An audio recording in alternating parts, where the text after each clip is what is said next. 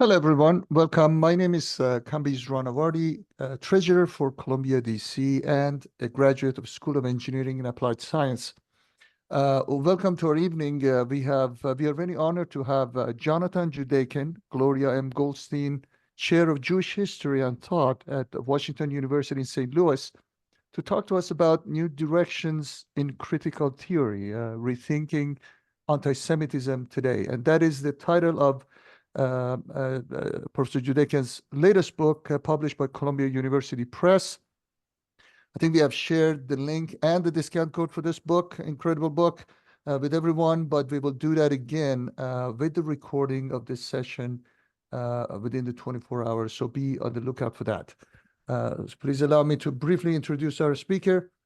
Professor Judaken is the author of 50 or so academic articles on the history of existentialism, anti-Semitism, racism, critical theory, and on post-Holocaust French Jewish thought. Previously, he was a scholar in residence at Center for Advanced Holocaust Studies at the United States Holocaust Memorial Museum. He was a National Endowment for the Humanities Fellow at Harvard and then at College of Charleston. He's a U.S. contributing editor of the journal Patterns of Prejudice. He's on the associated editorial board for the journal Critical Philosophy of Race, and also on the editorial board for Jewish Historical Studies. He serves on the International Board of Scholars for Facing History and Ourselves. Before I pass the floor to Professor Judaken, I would encourage everyone to enter their questions in the Q&A box whenever you have them. We will address them in the second part of this presentation. Okay, super. Welcome, everybody. Thank you for being here. Just a little clarification. New Directions in Critical Theory is the title of a series of books at Columbia University Press, and my new book is called Critical Theories of Anti-Semitism. I don't know, some of you may well have heard that along with pro-Palestinian activism that we have been hearing about in the news from Columbia and now on campus here at Washington University in St. Louis, we've been hearing a lot about anti-Semitism as well in the news since October 7th. And you may well think that this was a book that was concocted in the height of this explosive moment where anti-Semitism and discussions of Israel-Palestine seem to be on the front page of newspapers, scrolling across our media feed, on reports on the nightly news basically every night. But that's not the case. Indeed, as I talk about in the acknowledgments to this book, this is a book whose origins go back to when I was a postdoctoral fellow at Hebrew University, trying to get funding to stay for a second year at Hebrew U in 1998, when I first proposed the skeleton of what became this book, Critical Theories of Anti-Semitism. It was a very different moment in the history of Israel-Palestine, at the height of the Oslo Accords, when peace actually seemed very possible. So I've been wrestling with the question of how to think about anti-Semitism for much of my academic career, and this book is the culmination of that effort. Critical Theories of Anti-Semitism is not a book about the history of anti-Semitism per se, although reading it, you will learn many new things about that history. This is a book that deals with meta questions, with how we think about anti-Semitism. This is a book about the narratives that we deploy to write the story of anti-Semitism, about the methods we draw upon to understand anti-Semitism, about the categories that we use to discuss anti-Semitism, including the very category of anti-Semitism itself, about how we define anti-Semitism, and about its relationship to other forms of stigmatization and oppression, like Islamophobia and anti-Black racism. And the heart of the book is a history of the major theories and theorists that have developed wholesale understandings of the underlying causes of anti-Semitism. So what I'm going to do in this talk today is start with a few quick flashes into our present and discuss how what is happening raises some of the questions that I broach in my book. From there, I'm going to pull back from this highly emotional, even explosive present to give you an overview of some of what I discuss in the book, and I'm going to indicate how it offers some perspective that may be important for where we are at present. And from there, we can open it up through the questions in the Q&A. So as all of you know, beginning April 17th, an encampment with approximately 50 tents began at Columbia University to coincide with President Shafiq's testimony before Congress about anti-Semitism on college campuses. The encampment was forcibly removed by police the next day, but as you also know, it was rebuilt, and it has led to a series of encampments going up on campuses now in at least 22 states and Washington, D.C. This past Saturday night, that encampment movement arrived at my university in St. Louis. The response was immediately to shut it down by police, who arrested approximately 100 students, along with 6 faculty members, all of whom were barred from campus. Included among those who were arrested was also Dr. Jill Stein, candidate for president of the Green Party ticket. As of Tuesday morning, the approximately 100 arrested at WashU were about 10% of the approximately 1,000 pro-Palestinian activists who have been arrested across the nation.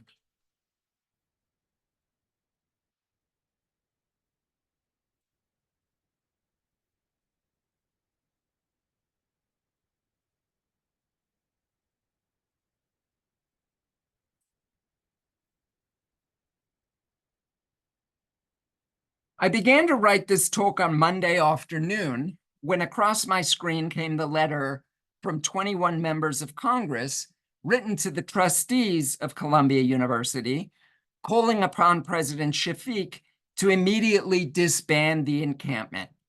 And their letter included the following paragraph. For the past week, this encampment has been the breeding ground for anti-Semitic attacks on Jewish students, including hate speech, harassment, intimidation, and even threats of violence.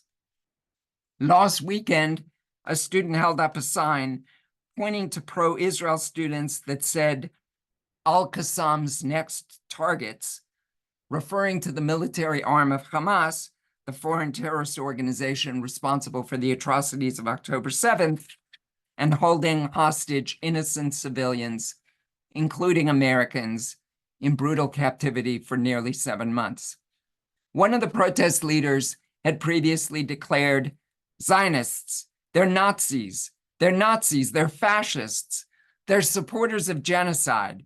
Why would we want people who are supporters of genocide to live? And students routinely chanted from the river to the sea, which is a cry to eliminate Israel and all Jews within its borders. So that's from the 21 signatories to the trustees of Columbia University, and it obviously expresses concerns about anti-Semitism that have been voiced by many since the protests began.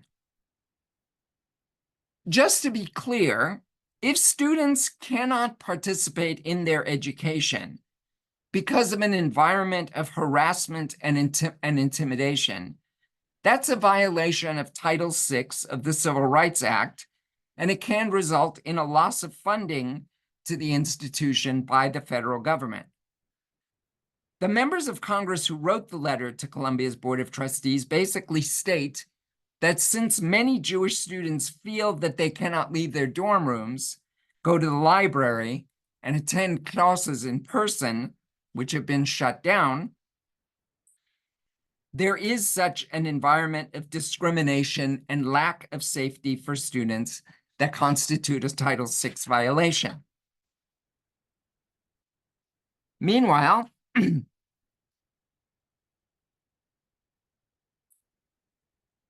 I spent the day on Monday wrestling with myself and discussing with colleagues about whether I should sign a letter which effectively critiqued the administration's choice to respond to the effort to create an encampment at WashU by calling on the police and criminalizing the student protests by having students arrested.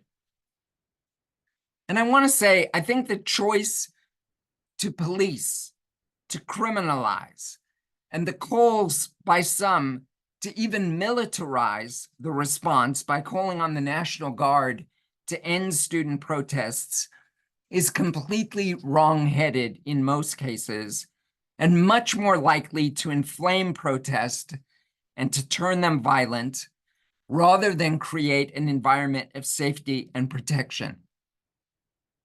Instead, I would want administrations like my own at WashU to figure out ways to use this moment and these responses as a means to further educate students about democratic processes, about free speech and its limits, about academic freedom, about anti-Semitism and Islamophobia, not to mention, most obviously, that this is a teachable moment about the conflict itself. There have been some terrific examples of such work being done at schools like Dartmouth and UC Berkeley, but alas, the response of our chancellor has been akin to the response of many campus leaders around the country. In my view, in what we might term the law of the repressive hypothesis, trying to stamp out dissent by force helps to breed dissent. Ultimately, I concur with the 5 points made by the ACLU in their recent open letter to college and university presidents on student protests that they issued last Friday. I'll leave you to read the 5 points while I underline just a few things about them. I would highlight, for example, with respect to point 3, what is so scary about a group of students indicating that they're going to set up an encampment? And at least at WashU, doing so, by all accounts, quite peacefully, until the police made clear that they were not going to allow it. I would highlight with respect to point 4, that armed police on campus should not be a starting point of administration policy, but a measure of absolute last resort, only if it really is about student safety. And I would highlight with respect to point 5, that we should all be aware that while this is ostensibly about Israel-Palestine, this is also a situation that is being exploited by politicians like Michael Johnson, by the members of Congress who signed the letter to the trustees of Columbia, by Jill Stein, who came to the protest at WashU, and by big donors with their own political agendas. And it's also a situation that is being inflamed further by many outside watchdog organizations who I think oftentimes do more to fan the flames than they do to quell the fires, stoking fear and outrage. With those prefatory remarks about the last few weeks, let me start by panning back from the immediate present to when the quad outside WashU, outside my office, was not filled with protesters. I began to teach at WashU in my new position as the Goldstein Professor of Jewish History and Thought only this past fall. I have a dual appointment here in 2 departments, in history and in a department of Jewish, Islamic, and Middle Eastern Studies, JIMES.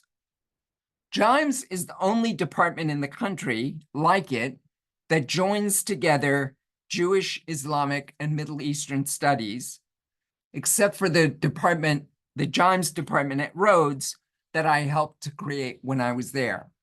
And when I got the email from WashU that they were interested in me applying for this job, for me, this was really a dream job. I thought a position in Jewish history and thought, it was as if they had created the position just for me. And so I was super excited to start at WashU in the fall. And then, of course, the Hamas attacks on October 7th happened, and the Gaza war unfolded. And suffice it to say, it's been an unbelievably difficult time, not least in a department like ours, which is so unique. At our department meetings, we had one colleague from Israel talk about how they had friends murdered and taken hostage, and another Arab colleague who said that they were afraid to leave their house. We could not agree on any statements that ought to be issued or on what kinds of public programs we wanted to endorse, or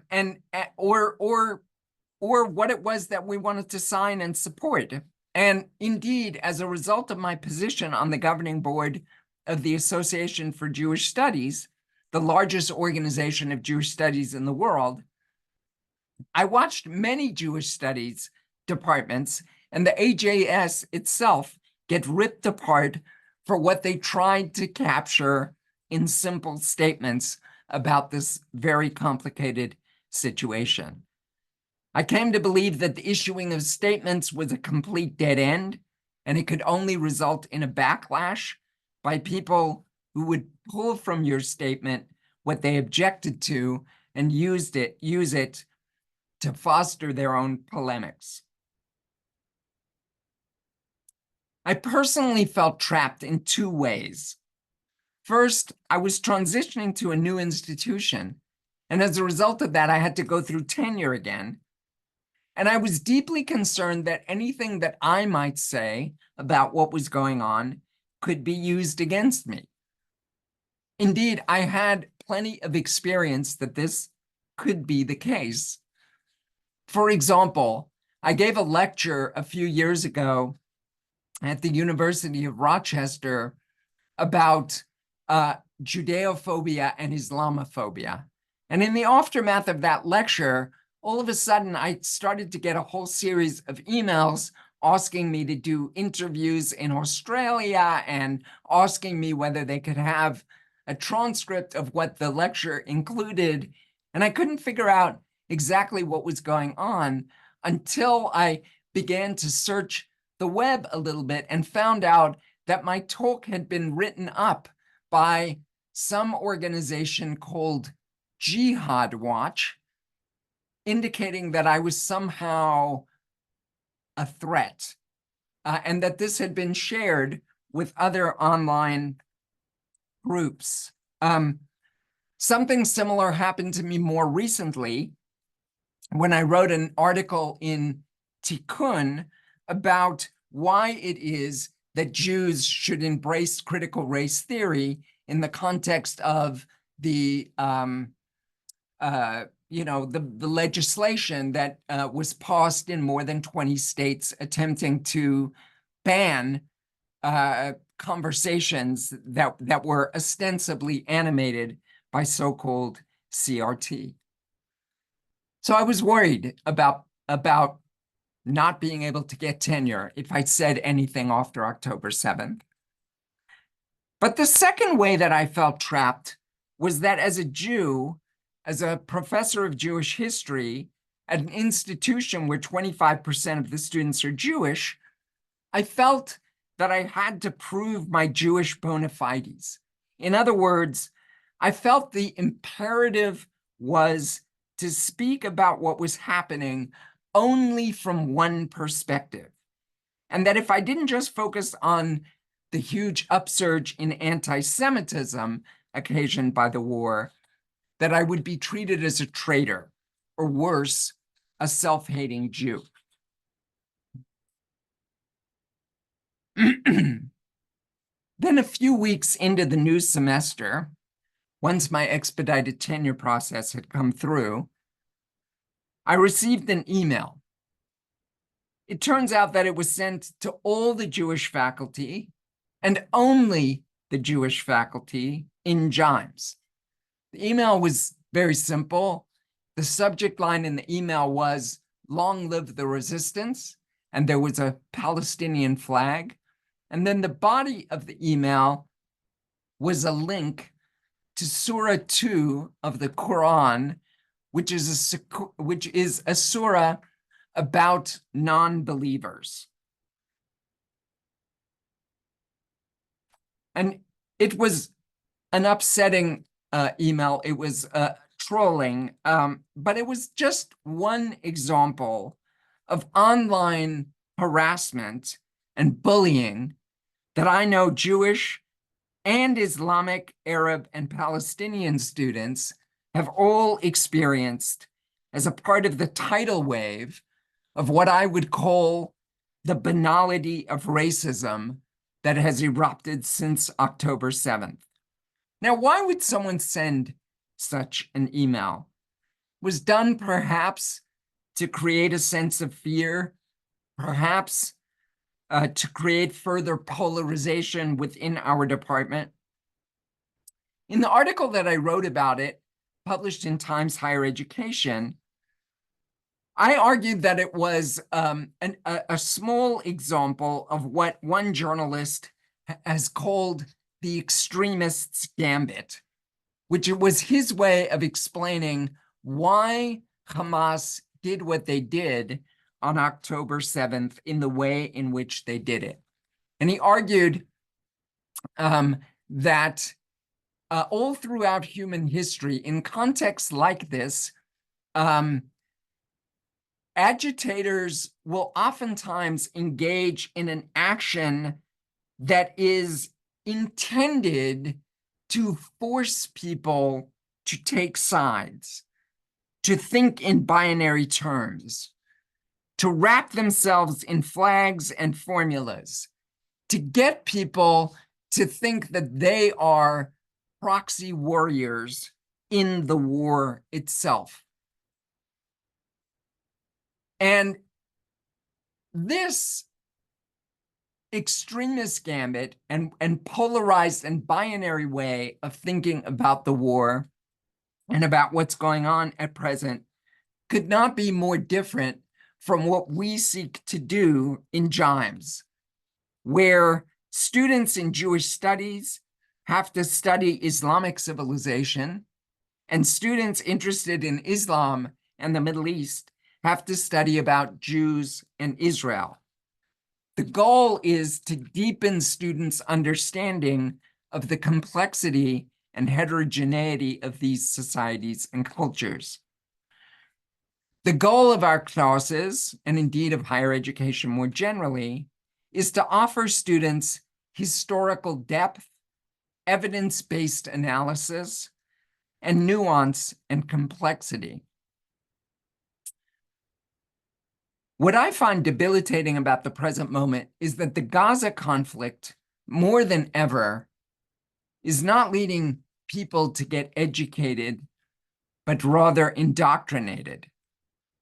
Rather than seeking out knowledge and understanding, we're being taught by social media, by the machines and algorithms, to think in the simplifications of what fits into a social media post or tweet, rather than in accord with the kind of deeper conversation about Israel-Palestine and anti-Semitism and other racisms that I think is necessary in our era of so-called racial reckoning. It's this kind of deeper thinking or meta-analysis that weaves together philosophical and historical reflections that critical theories of anti-Semitism is all about. As you can see from the table of contents on your left, this is a book with 9 chapters. In the introduction, I throw down a gauntlet to the field of anti-Semitism studies, challenging a number of positions often espoused within the field, ultimately claiming that one of the problems with the study of anti-Semitism is that it lacks the kind of theoretical depth found in kindred fields like critical race studies and gender studies.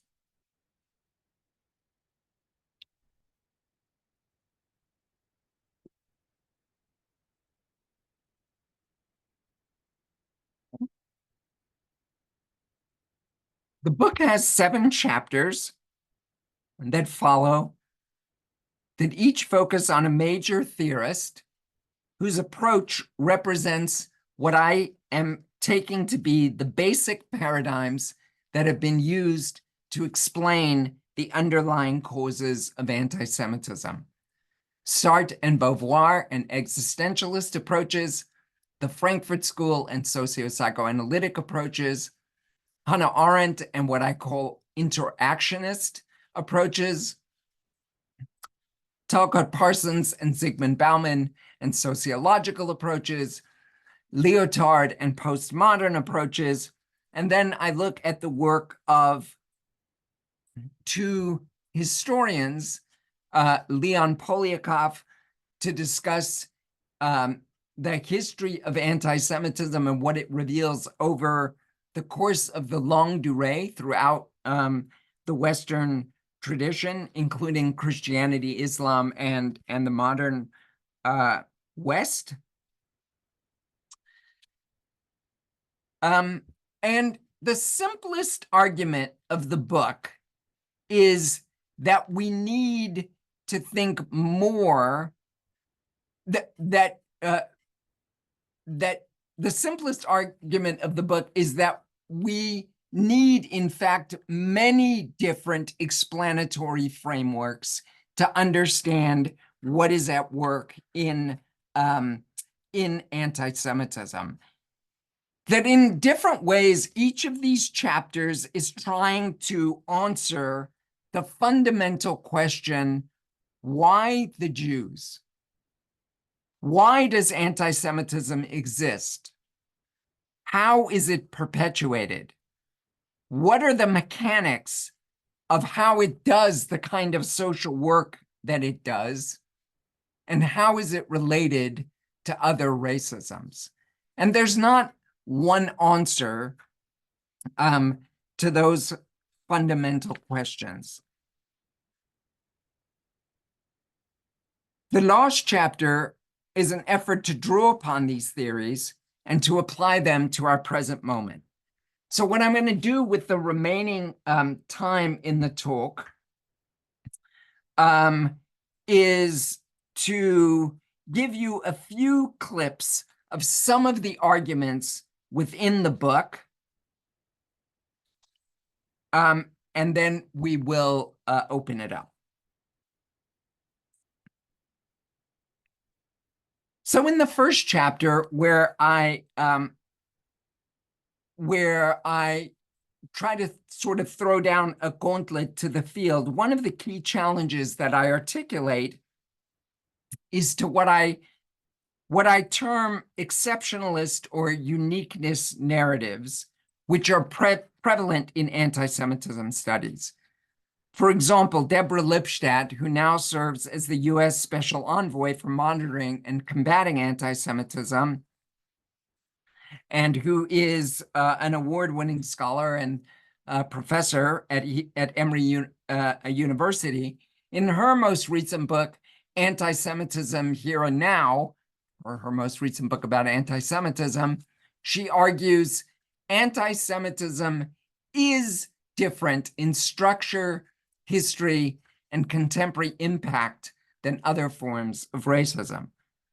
Or Barry Weiss, who's not a scholar, but a major pundit and journalist with a huge platform, in her book, How to Fight Anti-Semitism, she says, the logic of anti-Semitism is very different from the logic of xenophobia or racism.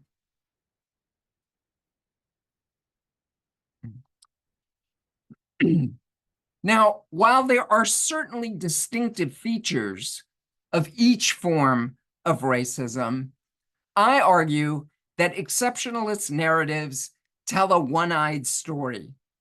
They participate in the danger of a single story. They reinforce the split narratives that we often hear at the moment. Stories that suggest the death and pain and suffering and mourning that only focus on one side within the conflict are somehow satisfactory. Instead, I call for narratives that address entangled histories and methods that enable these historical entanglements to become more visible. Because while the divides between Israelis and Palestinians, Jews and Muslims may be stronger than ever, and views on the conflict are more riven and split than at any point that I can remember, and so riven, in fact, that both sides seem to be using the same terms to talk about the conflict, but in directly contradictory ways. For example, the term genocide. So for many Jews, Hamas poses an existential threat because their anti-Semitism is genocidal, since it's committed to the elimination of all Israelis. And for many Palestinians and their supporters, the Israeli response is likewise depicted as genocidal. But when you look at the consequences of the conflict for Jews and Muslims, it becomes clear that Judeophobia and Islamophobia are actually entangled. They are entangled hatreds, both now being propelled by the Israeli-Palestinian conflict. This is clear from the statistics. This conflict is not only impacting the sense of safety and security of Jewish students, but also of Palestinian, Arab, and Muslim students. And if we back up from the past 6 to 7 months to the past 6 to 7 years, we can see this more clearly. The entanglements that we see in the spike in incidents of Judeophobia and Islamophobia have been playing out in the mass murders perpetrated by white Christian nationalists in recent years. When I began in the fall, I was teaching a course on anti-Semitism, and I started that course with an article on the murders in Buffalo, New York in 2022. I'm sure you'll remember them. 11 people were killed in a grocery store. Almost all of them were Black. And the students were reading an article about the manifesto that was written by the terrorist who perpetrated that murder, which was animated by the myth of the Great Replacement theory, the myth of white genocide, articulated during the Unite the Right rally in Charlottesville in 2017, when white supremacists chanted, "Jews will not replace us." These were the same ideas that propelled the Tree of Life Synagogue in Pittsburgh in 2018. They were also the same ideas that animated the attack on the mosque in Christchurch in New Zealand and the El Paso murders in 2019. These are 4 mass murders of Jews, Blacks, Muslims, and Hispanics. 4 mass murders out of 160 such incidents cited by the author of the article in the name of these conspiracy theories that show that Judeophobia, Islamophobia, Negrophobia, and xenophobia are entangled. So I critique exceptionalist narratives. I also take on the issue of how to define anti-Semitism, both in the international political arena and for scholars. Some of you may be aware that there's significant debate about how to define anti-Semitism, especially when it comes to the issue of when critique of Israel or Zionism spills over into anti-Semitism.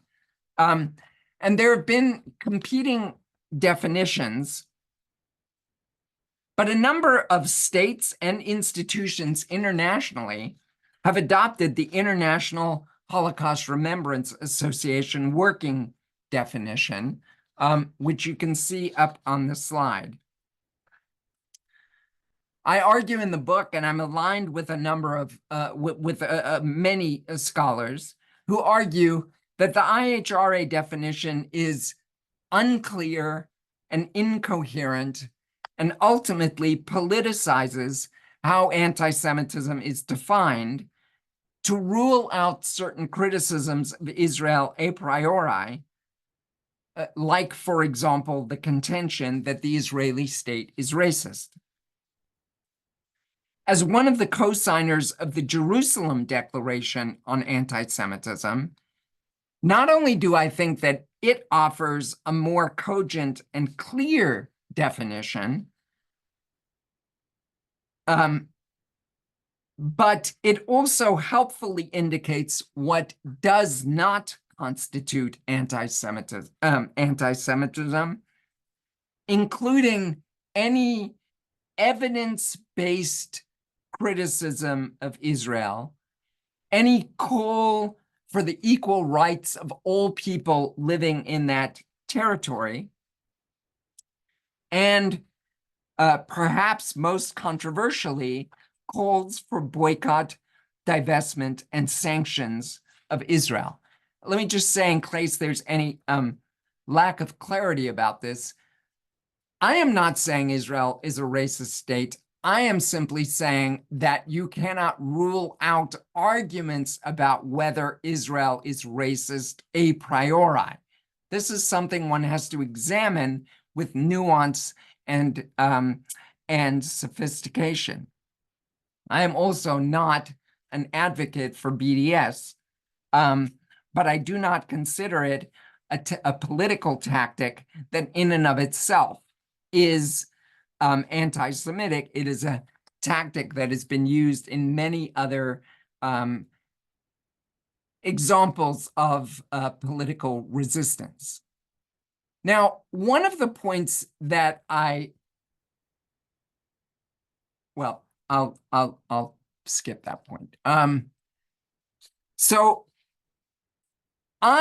in the course of the book, I take on these international working definitions, but ultimately I end up arguing that scholars actually need a reset. And I maintain that we need to expand the vocabulary in the field and in public discourse, since we cannot use one term anti-Semitism to discuss the many different modes that it takes. I argue that a better overarching term for the field is Judeophobia for 3 reasons.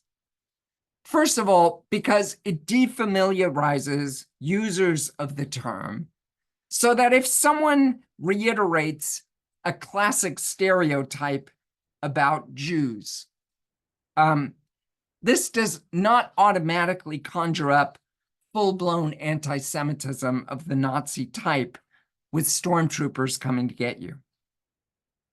In other words, I think it's really important that we distinguish between stereotypes and myths, in other words, enduring images of Jews and Judaism, and prejudice, how these ideas end up getting internalized and shape how people perceive Jews, either consciously or through unconscious bias, which is not the same thing as discrimination, when these ideas and associations lead to calls for social or legal exclusion. And all of that is different from the history, or it's not the same thing as the history of racialization, which has its own specific history. And one of these does not automatically lead to down the path towards genocide. Anti-Semitism, given the history of Nazism and the Holocaust, conjures up immediately a kind of scaffolding that leads down this path.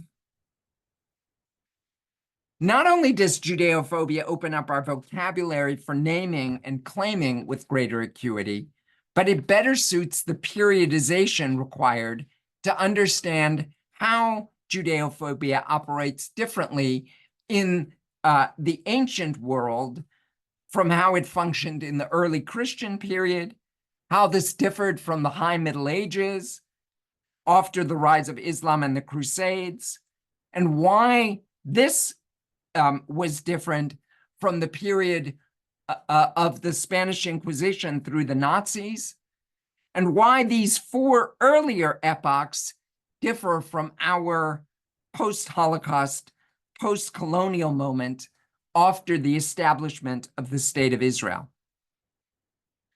So Judeophobia encompasses at least 5 different modes and 5 different historical periods. But the third reason I think this term can be helpful and also and important is because of what I've already said about entanglement. Judeophobia as a construct links readily to Islamophobia, Negrophobia, the term used by the anti-colonial theorist Frantz Fanon for anti-Black racism, and xenophobia.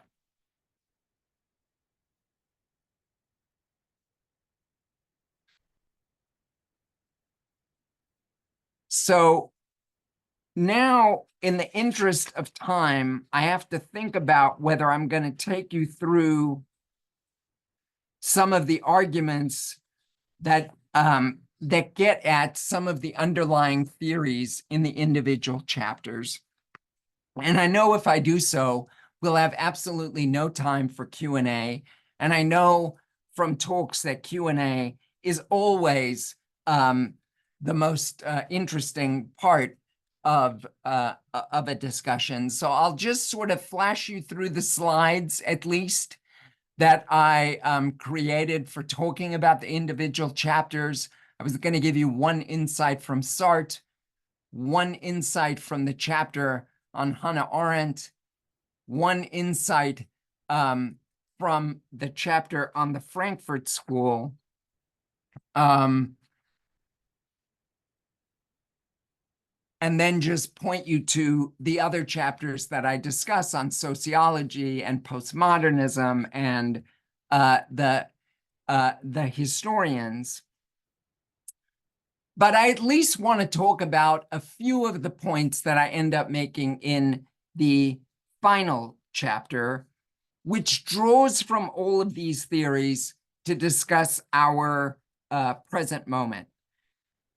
I discuss, again, as I have throughout the book, many different factors that are presented by these various theorists for understanding how anti-Semitism works.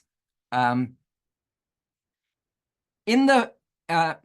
just to give you a sense of, like, in each of the chapters, I begin with a short biography of each of the figures or each of the groups, and then I distill what the core insights are of each of them, and then in the course of each chapter, develop how those insights are articulated by each theorist. In the final chapter, I draw on some of these theories to talk about what's going on now. So I talk about, for example, a number of different factors in the era that I call post-Holocaust Judeophobia. For example, how globalization has led to the rise of neo-tribalism, whether in the form of militant jihadism or white Christian nationalism. I discuss how we should think about the relationship between anti-Zionism and anti-Semitism, but also the importance of not collapsing the one into the other. Just as critics of the state of Israel capture very little with the formula that Zionism equals racism, which is nothing but the mirror image of anti-Zionism equals anti-Semitism. I discuss the idea of labeling Jewish dissident critics of Israel as self-hating Jews. But I can't go through all of these arguments here. We're almost out of time. I'm just going to end by saying that the page proofs of my book landed on my desk in the months after October 7th. This is a book I've been working on since 1998. And I had to ask myself whether what is going on now in the world marked the unleashing of a new era in the history of Judeophobia. The framing idea of my last chapter draws from the analysis of the war on terrorism unleashed after 9/11, which the theorist Jacques Derrida called an autoimmunitary process. And by this, Derrida meant that the war on terror actually creates as self-fulfilling prophecy precisely what it fights against. After all, in Afghanistan, first the US armed and supported the Mujahideen, and then these were many of the same people who went on to form Al-Qaeda and carried out 9/11. Now, obviously, all forms of racism and anti-Semitism act like an autoimmune disorder.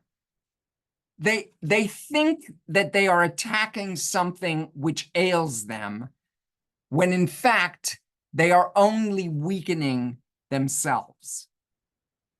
But I also draw on Derrida's idea of an autoimmunitary process to critique anti-racists who are not multi-directional and who end up justifying or ignoring anti-Semitism.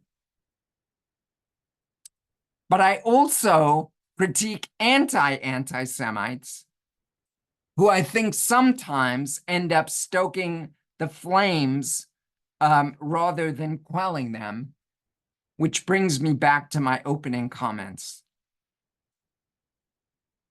So the autoimmunitary process is the frame for the last chapter, and ultimately I did come to believe that I had captured some important things that were going to be of relevance for those people who were interested in thinking on a meta level in a deeper way about anti-Semitism, which is what the book carries out.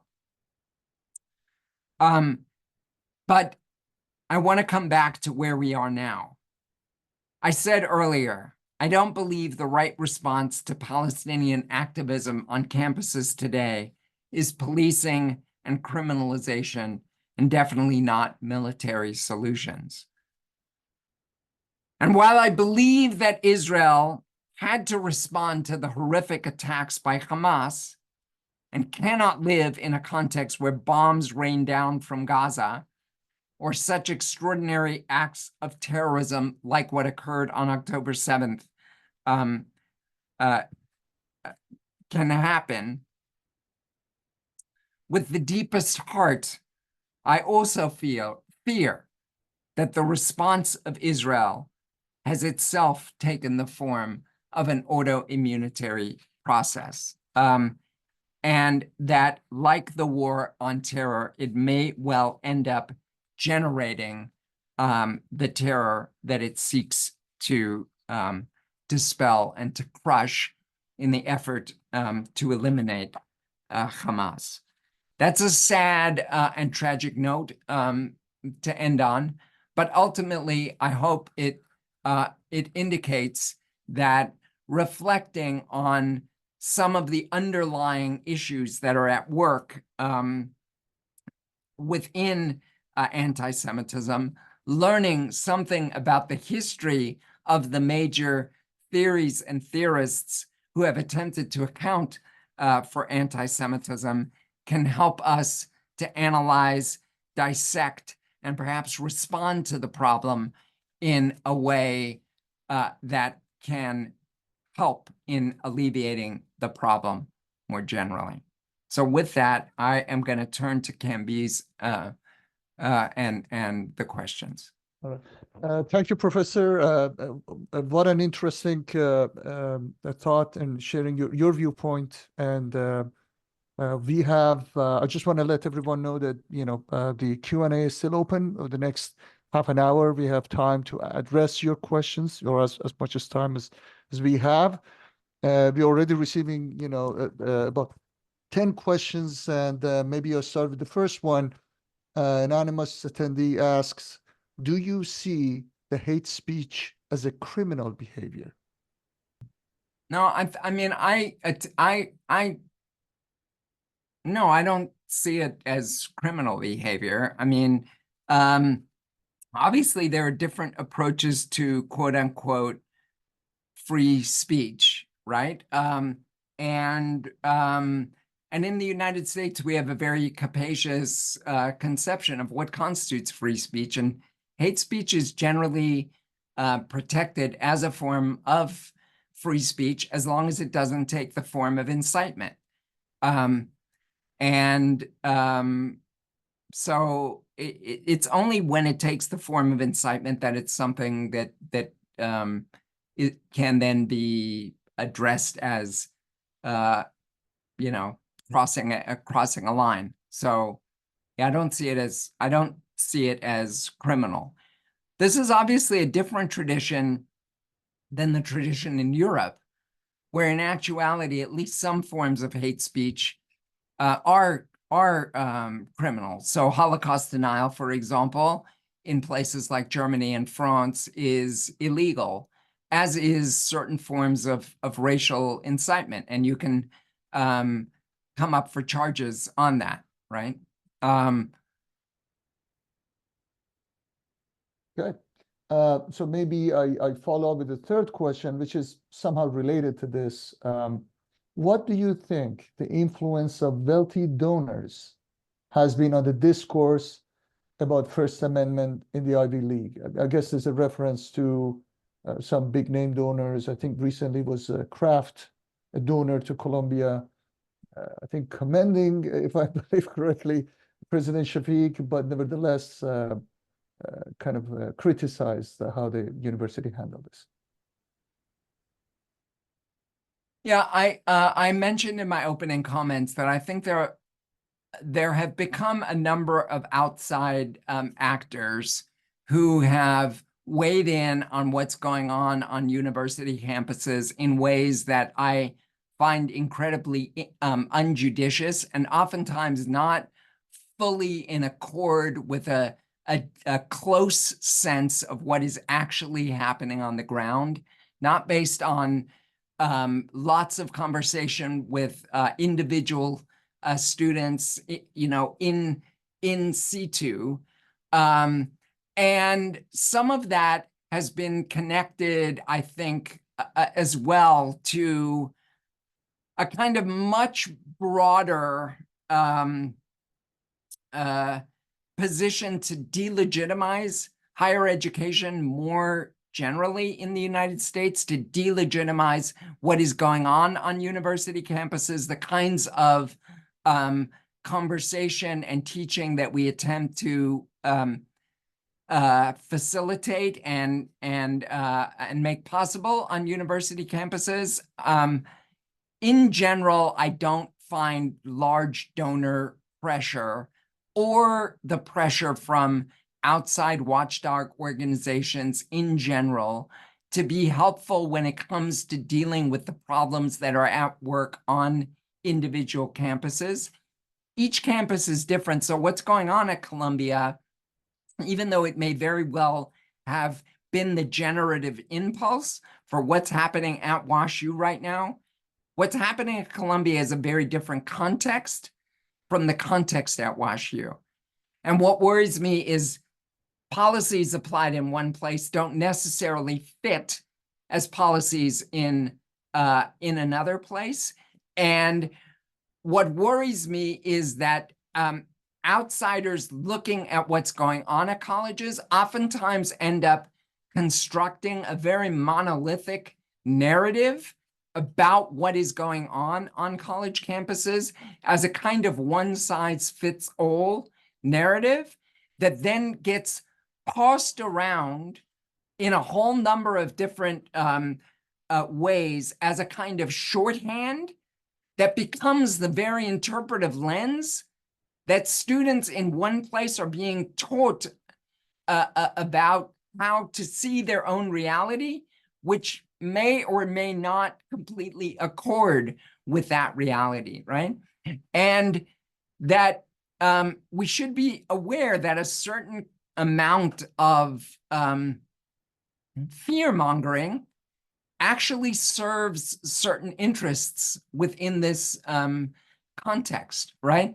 And it's my sense that in actuality, at pretty much every college campus that I walk on, there are incredibly thoughtful administrators who are doing the best that they can, who have a set of policies and procedures for how to deal with issues of hate speech and the like. What is different about the events since April 17th, is that we're talking about now maybe the largest student protests, certainly since the murder of George Floyd, but maybe even since the Vietnam War, and taking similar kinds of forms to protests during the Vietnam War. And it seems to me that there's been an incredibly harsh reaction to those sorts of protests. And again, as I said in the beginning, I would like to see administrators using these as opportunities for thinking about education, which is what we do, rather than policing and criminalizing expressions, speech and gatherings of students, even when those can be disruptive and sometimes really challenging and difficult for some students. We've got to distinguish between when something is uncomfortable and difficult to hear and when safety or harm is actually a possibility, right? And what worries me most is that the policing of these actions is what's actually leading to violence in many of these cases. Okay. Well, thank you, Professor.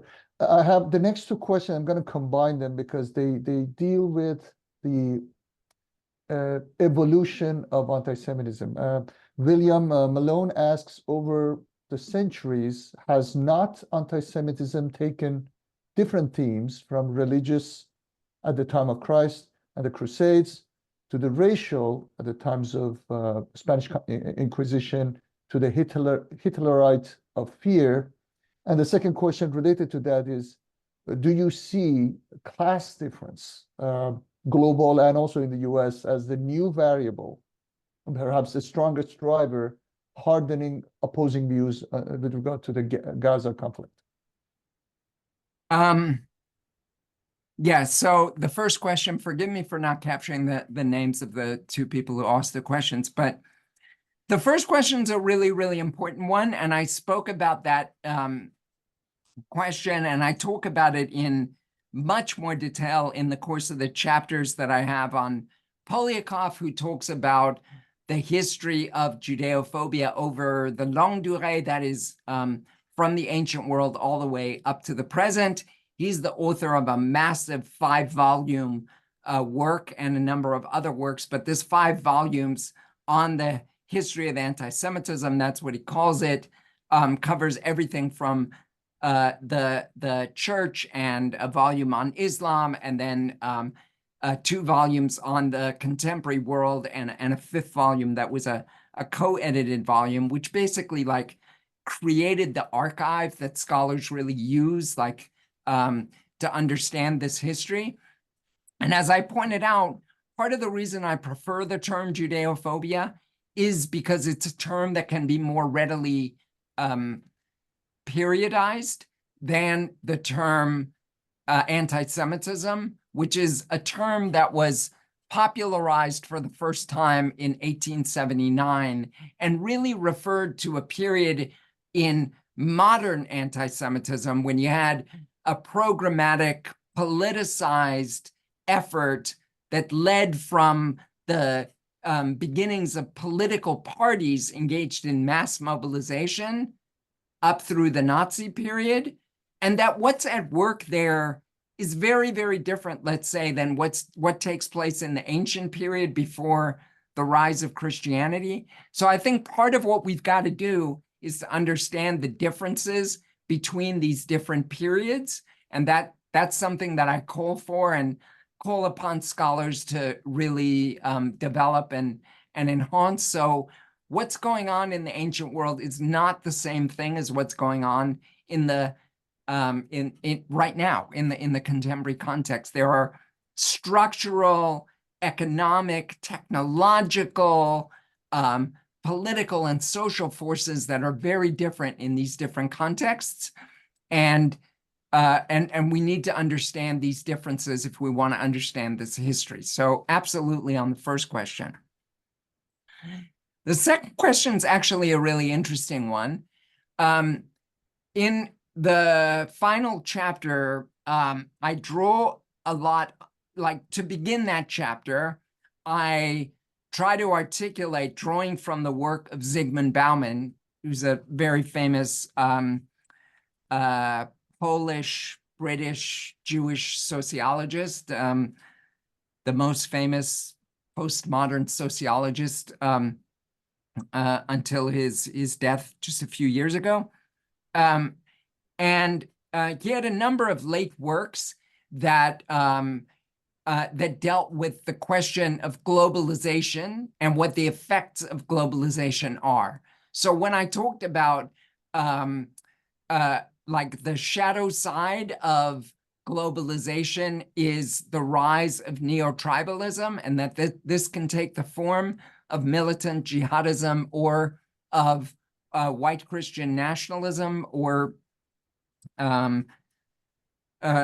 this is coming out of Bauman's work. And part of what Bauman argues is that in the era of globalization, where this is to deal with the question of class that was asked, in the era of globalization, we are looking at a context in which there's widening inequalities that are beginning to develop. So, for example, 75% of people in the United States today live from paycheck to paycheck. Okay? And Bauman uses this as a context to talk about a shift from the way Marxists used to think about the question of class around the proletariat to what he calls the precariat. Those people who are living precarious lives. And that can be people who are sinking into the lower class in the context of this spreading inequality, but it can also be people who are middle class, but whose status is shrinking as a result of a number of sociological factors. And Bauman's work argues that the precariat are those living in a state of fear and anxiety who are invested in the building of walls, in the creation of, sort of keeping out strangers who are marked as dangers, because these people coming from shores far away to our country are the harbingers of globalization. They are the ones who sort of carry on their backs the signals that something is amiss in our globalizing world, right? So globalization obviously is a shorthand for saying many different things that are going on in the contemporary moment, new information technologies, new means of travel. But one of them is also this ever-increasing migrant population, which is a phenomenon of globalization itself. So I hope that that's like one way to speak about class, but class factors are something that many of the theorists that I talk about address in different kinds of ways, right? Well, thank you so much. Here's another question. I think you may have addressed this, but let me read that. Does your book address anti-Zionism a bit in the same way you discuss what is a more judicious definition of anti-Semitism? In other words, there has been an attempt by some protesters to distinguish between anti-Zionism and anti-Semitism, but the questioner is not sure there is much agreement about what Zionism actually is in order to actually have a conversation about this. What anti-Zionism actually is, right? Or I mean, it's both, because in some ways these things are related. So, let me just say a couple things about it. First of all, yes, the book, as I said in my closing comments in the final chapter, part of what I talk about is the need to pull apart anti-Semitism and anti-Zionism in particular kinds of ways. But I also talk about the ways in which anti-Zionism can end up being reworked in such a way that it becomes anti-Semitic. So it's not as simple as saying anti-Zionism equals anti-Semitism. I don't think that formula is very helpful at all, because there are sometimes ways in which anti-Zionism can be morphed. And the way I get at this is specifically through looking at Jean-Paul Sartre's analysis of the ways in which Stalinist anti-Zionism became the basis on which there was anti-Semitism within the Soviet Union in a particular period. But then I also draw upon the work of Judith Butler in order to pull apart anti-Zionism and anti-Semitism. So I don't go into the longer history of Zionism, which is not one thing. There are at least 6 different kinds of Zionisms that have developed over at least 3 different generations in time, right? So there's political Zionism, diaspora Zionism, cultural Zionism, religious Zionism, labor or socialist anti-Zionism.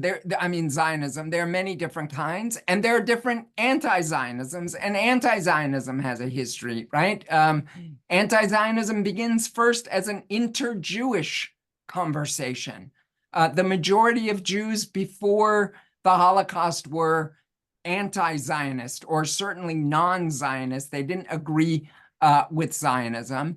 There's that tradition. There's the tradition of Arab responses to the effort to establish the state of Israel and the ways in which that develops into an opposition in the Arab and then the Muslim world. There's Soviet anti-Zionism, and part of what is at work is the sort of layover between these things. They aren't all the same thing. So a big part of what my book is all about is trying to insist upon conceptual clarity in the ways in which we discuss these issues, so that we don't do so in a reductive way that is simply about name calling and simple kinds of formulas, because I think that what is going on is a lot more complicated than that. And if we develop the kind of vocabulary that I'm calling for, this could actually be helpful in addressing the kinds of issues that that we're attempting to understand. And then obviously when it comes to Judeophobia or anti-Semitism, to try and quell or make less pressing. Thank you. I love audience interaction. We get more questions. The questions are increasing as we answer some, so it's great. Keep them coming. Here's an interesting question. Fox News has been trying to color progressives as anti-Semites and anti-American combined, I guess, nonstop in the past few months. Do you think that they are trying to launder anti-Semitism that was considered mostly a far-right social phenomenon through this co-opting this, I guess, this conflict? I mean, I'm sure a lot of people are co-opting this conflict for their own purposes. No. So there are different strands, and while obviously a really important and I think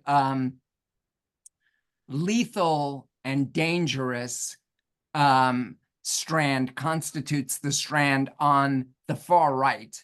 And when I say the far right, what I am talking about is white Christian nationalism globally. So yes, the MAGA nation and Trump, but actually these are things that Trump has learned from European hard right white Christian nationalists from Hungary and Poland and France and Italy, who have incubated those ideas for much longer, including the Great Replacement theory, which has its origins in France, etc. But when I say the right, I also mean militant jihadism. Like for me, it's very clear that the kinds of authoritarian religious rule that is at work in organizations like Hamas, for example, or like Al-Qaeda or like ISIS, these are organizations that for me belong to the political right. And one of the things that I think is sort of a misnomer in some analyses of what's going on in the contemporary context is the ways in which that ends up getting associated somehow with the left, because progressives are, in fact, invested in ideas like anti-racism and universal human rights and protections of minorities and efforts to create equity within a society. But make no mistake, there unquestionably is a really important left strand of anti-Semitism that's important to understand. The ways in which it oftentimes plays out today in terms of Israel is oftentimes sort of ideological, but not lethal and violent in the ways that right-wing anti-Semitism is. I think that's a really important distinction to bear in mind. Obviously, there may be some exceptions, but yes, I do think that there's a complicated ideological project at work there that also has to do with Israel and support of Israel, in particular, support even of the Israeli government today that is the most right-wing and overtly racist government that has ever been the case in Israeli history, right? That includes people who were characterized by the state only a few years ago as terrorists themselves, and who articulate a form of anti-Arab racism, and who are interested in like a project that is similar to white Christian nationalist projects that seek to sort of,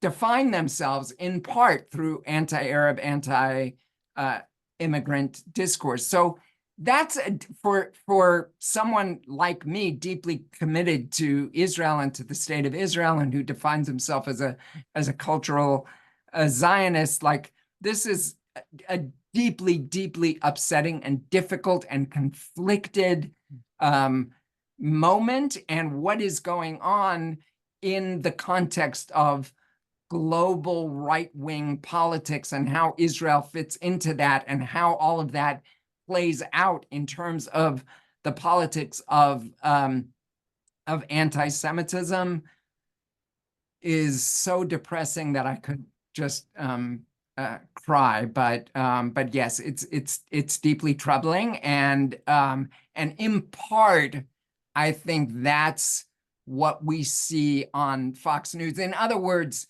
like, Fox News is feeding every single night a narrative about what is going on, as if everything that is happening in Gaza is, somehow perfectly acceptable, and that, it seems to me, is deeply problematic, and it's incredibly, yes. So I'll just stop there before I get into too much trouble. Sure. Well, thank you for your response. Now I'm going to combine, there are two questions that seems to be on opposing end of the spectrum. So I'm going to add them together, if you don't mind. From anonymous attendee, thank you, Dr. Judaken. I appreciate your perspective. Some Jewish colleague students who have experienced anti-Semitism are debating whether they should transfer to different institutions. What is your advice for these students? So this is on, I guess, Jewish students and scholars who feel, I guess, their professional careers are being threatened. And this is I believe it's on the other side. How do you think an Ivy League student in the US will impact his or her studies and professional career by supporting Palestine versus supporting Israel in the conflict? And this may be in reference to, I think that hedge fund manager, I think at the start, Ackman, if I remember correctly, that says, well, we're not going to hire anybody who was involved in the protest. So this was early on. So I guess answer So just quickly, there have been explicit efforts to attempt to name and blacklist students who have been involved in pro-Palestinian activism, right? The Canary Mission, I think it is called, that explicitly lists these students. This is not a new idea to blacklist students. I don't know whether the fate of Palestinian activists or Jewish activists, because look at what just happened at UCLA, right? These are, I don't know how many of the people involved in that direct violent confrontation between pro-Israel and pro-Palestinian activists on campus at UCLA was animated by Jewish students versus people who were coming onto the campus from outside of the campus. And again, in all of these contexts, people coming from off the campus onto the campus, that's a whole different dynamic. Because when you're on the campus, if you're a UCLA student or a Columbia student or a WashU student, it is generally the case that there are norms and rules and processes and procedures that you just sort of internalize as a citizen of that space, right? So outsiders, it's a different thing. But there are strongly pro-Jewish students who maybe could end up fearing, in the context of the ways in which the war on Gaza is unfolding, that this will end up impacting their careers as well. As I said in the beginning, it is now the case that for Jews and for Palestinian, Arab, and Muslim students, as a result of the Israel-Palestine conflict, their fates are somewhat entangled, and the consequences of where that is going to go is unpredictable. I certainly cannot say what that's going to be. The first question was about whether or not students should transfer. And yes. So one thing that I would say is, like, a lot of what is going on right now is what I have called, after the writer Albert Memmi, the banality of racism, okay? So like what I experienced, online harassment, bullying, doxing, being called names. A student just told me that in the context of the most recent protests, a friend of his who was wearing a yarmulke was called a racist, right? Just, he's walking across campus, he's wearing a yarmulke, he's a racist. Like, that form of low-level name calling is something that we are seeing. I don't know if it matters where you end up transferring, whether you're going to transfer your way out of that, in part because a lot of where it's happening is online and on social media. So how do you end up escaping that if you move from X university to, I say Brandeis only because Brandeis has been one of those universities that said, if you feel threatened where you are, come and enroll at Brandeis, right? I don't see how you're protected from those sorts of experiences. And I would say as well, at the conference at Penn that was held recently called Confronting Anti-Semitism, there were a number of scholars who were gathered. I was one of them. There was a very interesting response by one of my colleagues, David Feldman, who's a really important writer on these issues, especially in the context of Britain, but also more generally. And one of the things he said is that Jews should bear in mind that if they have a historical sensibility, that in actuality, this is one of the best times, one of the most favorable times to be a Jew in all of Jewish history. Okay? May not be quite as good as 10 years ago, but this historical period, let's say since the Holocaust, right, has been one of the best times to be a Jew in Jewish history. Okay? That should be kept in mind because everything that's going on otherwise can end up being somewhat blown out of proportion. You give me the worst example of what is going on right now on any college campus in the United States. It isn't even comparable to what happened in 1934 in Berlin.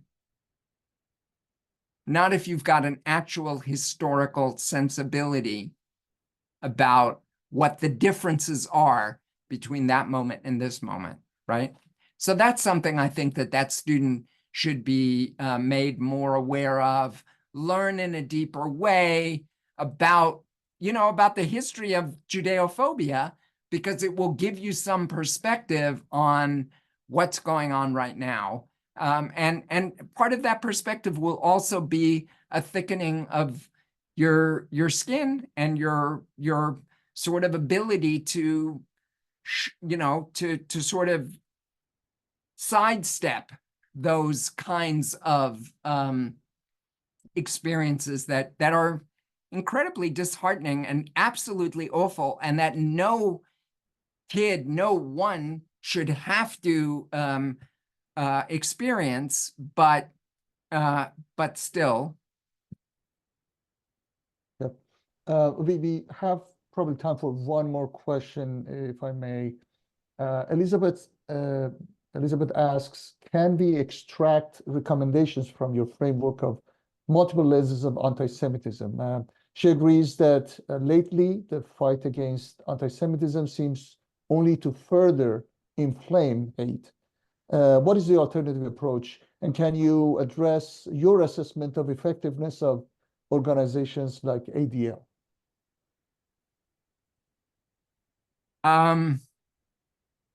So that's a very complicated question. I am really glad that the ADL is out there and doing the work that it does. I'm glad that the AJC is out there doing the work that it does. But I'm also aware of the fact that these are organizations that ultimately have as a part of their, a part of what ends up funding their very existence is the problem that they're attempting to address, right? Where I put my, where I think the difference can be made is, first of all, over the long run, is first of all in education. I mean, that's obvious, right? Taking more courses, learning more about history, becoming more informed about these kinds of issues and all the cognate issues that are around them, right? Education. Secondly, interfaith dialogue of a deep kind, right? Not the kind where you go and participate in, one night through your synagogue or through your church or through your mosque, and you talk about what are the similarities between, the three Abrahamic traditions, and you've done your interfaith work for the year. Talking about much deeper kind of interfaith work that is going on the ground in a number of different kinds of ways. And then the third thing that I will say is the most controversial, which is which was part of my response to there's a recent issue of Anti-Semitism Studies, which is an academic journal, that asked a number of leading scholars for their response to October 7th. And in my response, I said two things, like, one, we've got to stop the exceptionalist narrative, because it's not only historically inaccurate, but it's politically it's a political mistake in the context of racial reckoning that's been going on. And number two, in actuality, one of the places where we might have hope for actually dampening down anti-Semitism is in the global anti-racist movement. But part of what has got to happen is that we've got to stop telling the narrative about Jews are unique and this is a different kind of racism than all other forms of racism, and it is more intense and it's had worse effects and all of that, and start re-articulating the narrative that is actually at work within the anti-racist movement, making absolutely clear just how central Judeophobia was within the development of racism itself. And I articulate a number of ways in which this is the case, but it's precisely through the telling of these kinds of entangled histories that the anti-racist movement will see what is obvious, which is that ultimately, if you are committed to anti-racism, you've got to be committed to fighting it in all of its forms. Anti-Black racism, anti-Muslim racism, anti-immigrant racism, and anti-Jewish racism, right?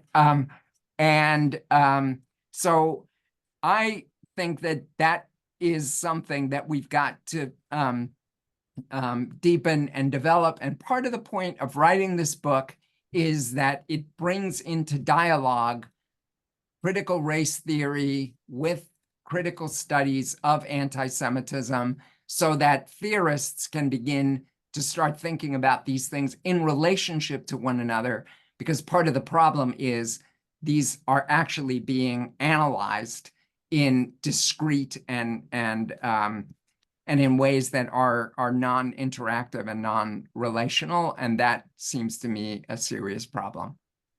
Thank you, Professor Judeophobia. We have gone over time. Thanks for the education. I am as excited, probably as speak for all of us, most all of us to say that I'm very excited to get the book. We will share the recording of this session with the link to the book and the discount codes, 20% discount code. So be on the lookout for that. Thank you for your time, Professor. And looking forward to the next opportunity to showcase your work. Thank you so much for the invitation and for hosting this and for all the great questions. I really appreciate it.